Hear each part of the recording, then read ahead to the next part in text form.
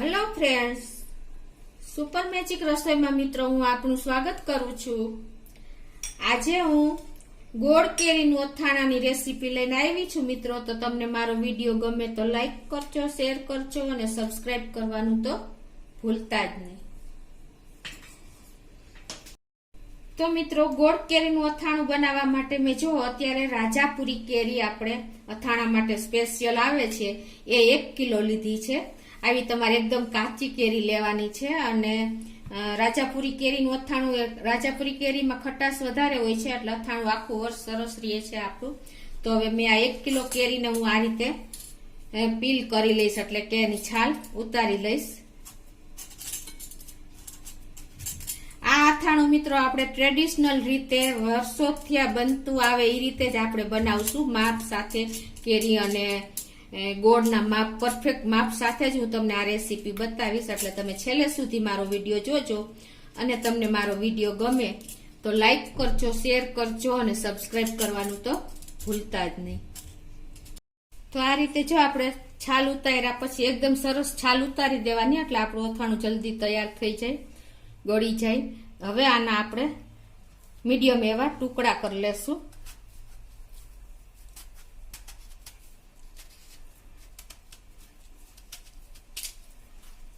આ રીતે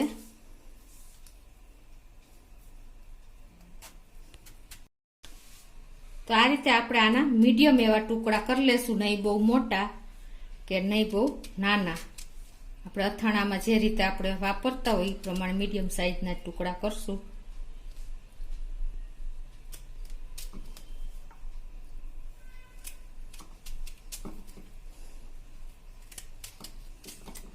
તો આ રીતના મિત્રો આપણે ટુકડા કરી લેશું, તમે જોઈ શકો છો।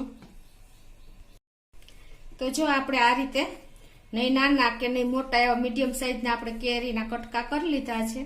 હવે એને આપણે એક સ્ટીલના વાસણમાં લઈ લેશું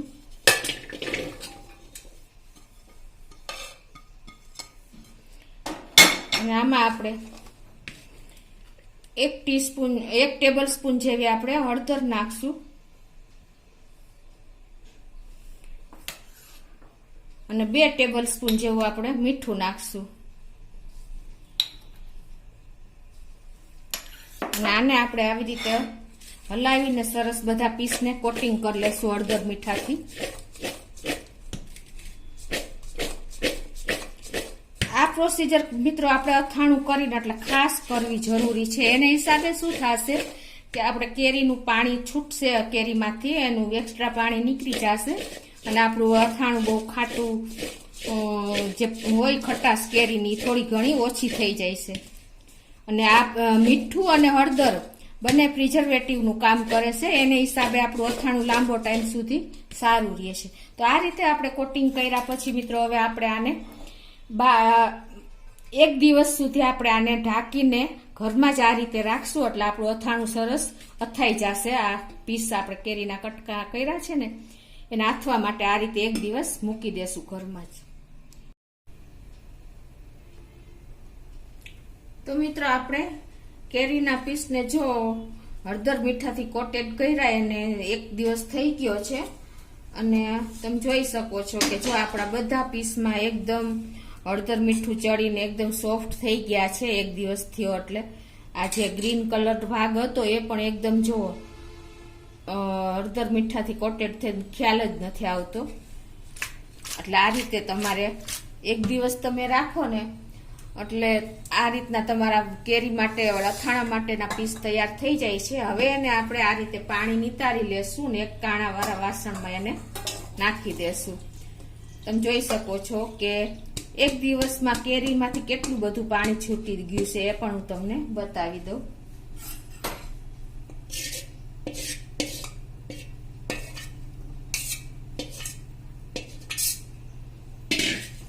આ રીતે આપણે એને એક કાણાવાળા વાસણમાં નિતારી લેવાના છે અને હવે આપણે આને એક કપડા ઉપર 5 થી 6 કલાક આપણે એને સુકાવા દેવાના છે, પંખા વગર ઘરમાં જ મિત્રો। ખાસ ખ્યાલ નોટ કરજો કે આપણે આને તડકે કે પંખા નીચે નથી સુકાવાના। જો તડકે કે પંખા નીચે તમે સુકવશો ને તો તમારા પીસ એકદમ ચવળ થઈ જશે, વધારે સુકાઈ જશે. આપણે ખાલી એમાંથી મોઇસ્ચર જ દૂર કરવાનું છે, બહુ આમ ડ્રાય નથી કરવાના, એટલે કે સૂકવવાના નથી. તમે જોઈ શકો છો, જો આટલું પાણી આપણે એક દિવસ કેરીના પીસ રાખ્યા એટલે કેરીનું પાણી છૂટ્યું છે. એટલે આ રીત પ્રોસીજર કરવી પણ ખાસ જરૂરી છે મિત્રો. તો હવે આને આપણે એક ચોખ્ખા કપડા ઉપર આ રીતે પેપર રાખીને પછી એની ઉપર એકદમ ચોખ્ખું કપડું પાથરીને પછી આ પીસ આપણે બધા પ્લેટફોર્મ ઉપર કે જ્યાં પવન થોડો આવતો હોય, હવા આવજા થતી હોય એ જગ્યાએ તમારે આ રીતે સૂકવી દેવાના છે. 4 થી 5 કલાક તમે સુકવશો મિત્રો એટલે આપણે અથાણા માટેના પીસ તૈયાર થઈ જશે. આપણે કપડા ઉપર એને 5 કલાક સુકાવા દેશું.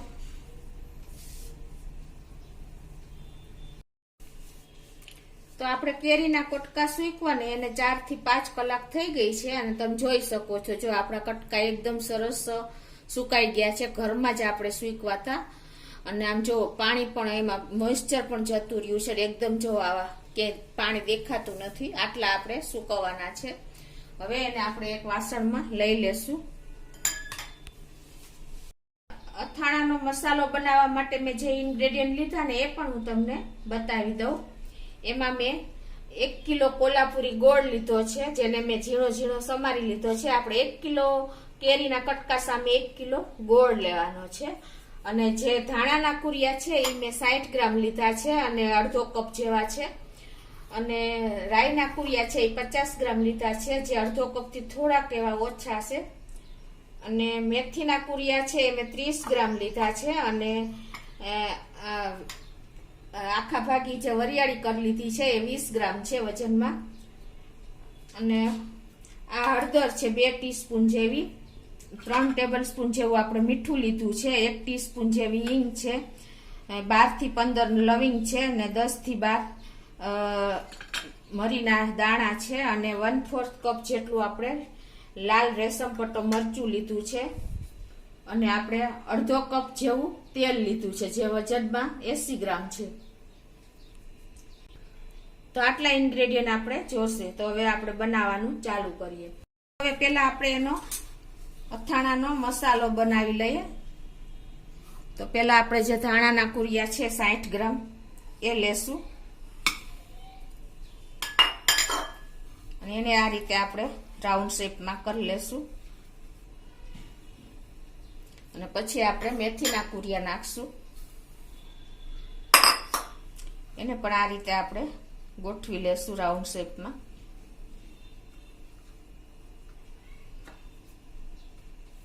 અને હવે આપણે જે 30 ગ્રામ મેથીના કુરિયા લીધા છે એ નાખી દેશું. આપણે આ 20 ગ્રામ જે વરિયાળી છે આખી ભાગી એ પણ આપણે આ રીતે નાખી દેશું.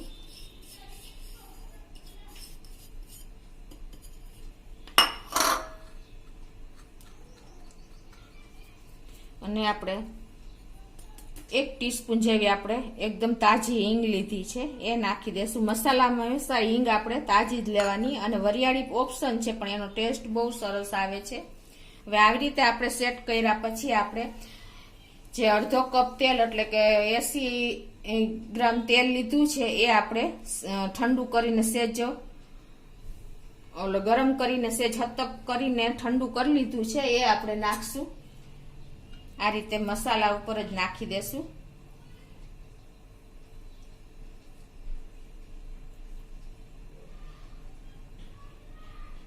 એટલે આપણો મસાલો સરસ શેકાઈ જાય. હવે એને આપણે આ રીતે થોડીક વાર ઢાંકી દેશું. હવે 1 મિનિટ થઈ છે અને એમાં આપણે હવે આ લવિંગ નાખી દેશું. અને આ આપણે જે મરીના દાણા લીધા છે એ નાખી દેશું. આપણું હજી તેલ ગરમ જ છે. ત્યાં જ આપણે એમાં 2 ટીસ્પૂન જેવી આપણે હળદર નાખી દેશું.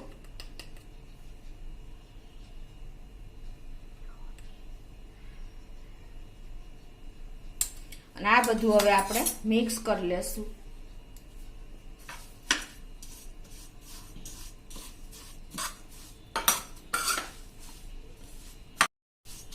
હવે એમાં આપણે આ 3 ટેબલ સ્પૂન જેવું મીઠું લીધું છે એ નાખી દેશું.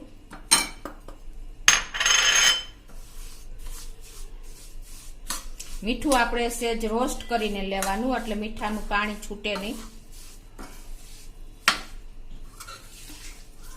હવે આપણો મસાલો પણ ઠંડો થઈ ગયો છે. હવે આપણે એમાં આ જે રેશમ પટ્ટો મરચું મેં લીધું છે 1/4 કપ એ નાખી દેશું. તમે તમારા ટેસ્ટ એકોર્ડિંગ તીખાસમાં વધઘટ કરી શકો છો.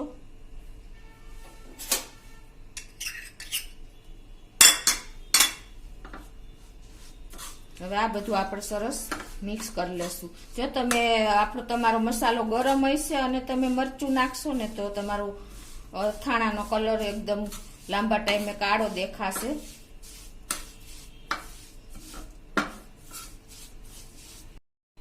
તો મિત્રો જો આપણો અથાણાનો બોરિયો મસાલો તૈયાર થઈ ગયો છે. જે આપણે બહાર લેવા જાય ને મિત્રો તો આ એકદમ કોસ્ટલી હોય છે. તમે ઘરે ઇઝીલી એકદમ ચોખ્ખા ઇન્ગ્રેડિયન્ટથી તૈયાર કરી શકો છો. હવે આપણે આ મસાલો સાઈડ ઉપર રાખીને આપણે હવે મિક્સ કરી દઈશું બધું. હવે આ જે 1 કિલો આપણે કેરીના કટકા છે એની સામે આપણે 1 કિલો પેલા ગોળ લેશું. આ જે મેં તમને કીધું એમ કોલ્હાપુરી ગોળને એકદમ બારીક સમારી લીધો છે.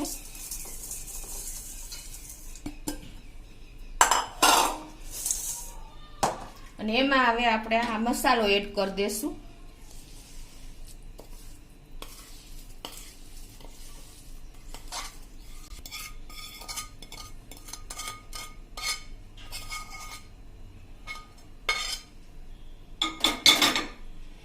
હવે આ બધામાં આપણે આ જે કેરીના કટકા છે એ થોડા થોડા એડ કરતા જાશું અને આપણે એમાં બધું મિક્સ કરતા જાશું.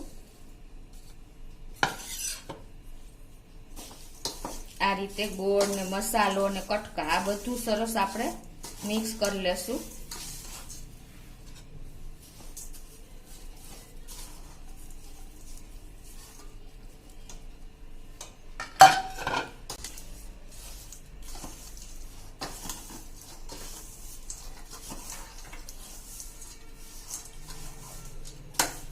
મિક્સ થઈ ગયા પછી હવે આને આપણે આ રીતે જો કોટનનું કપડું રાખીને આ રીતે ઢાંકી દેવાનું છે.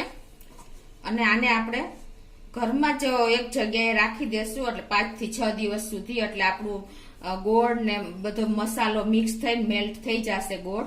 અને આને આપણે તડકે નથી રાખવાનું, એ ખાસ નોટ કરજો. એટલે હવે આ રીતે આપણે 5 થી 6 દિવસ પછી આપણે જોશું આપણું અથાણું તૈયાર થઈ જશે.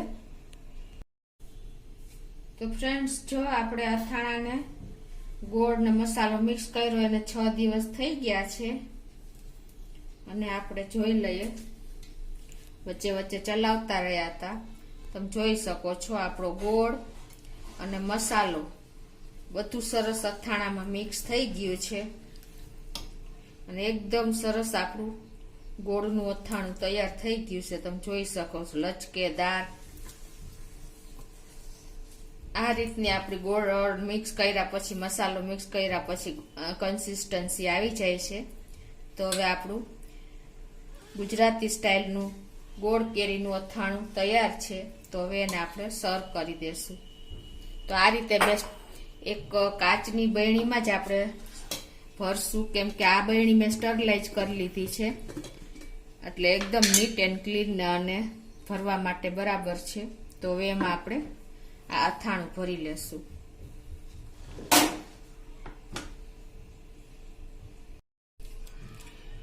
અને આ અથાણું આપણે ફ્રીજ વગર બહાર જ 1 વર્ષ સુધી સારું જ રહે છે મિત્રો. તો હવે એને આપણે આ બોટલમાં ભરી લેશું.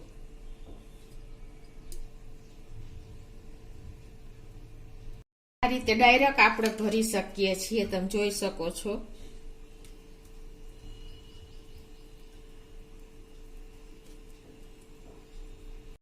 જો આપણું ગોળ કેરીનું અથાણું સર્વ કરીને તૈયાર છે. તો તમને ચોક્કસ મારો વિડીયો ગમશે. તો વિડીયો ગમે તો લાઈક કરજો, શેર કરજો અને સબસ્ક્રાઇબ કરવાનું તો ભૂલતા જ નહીં.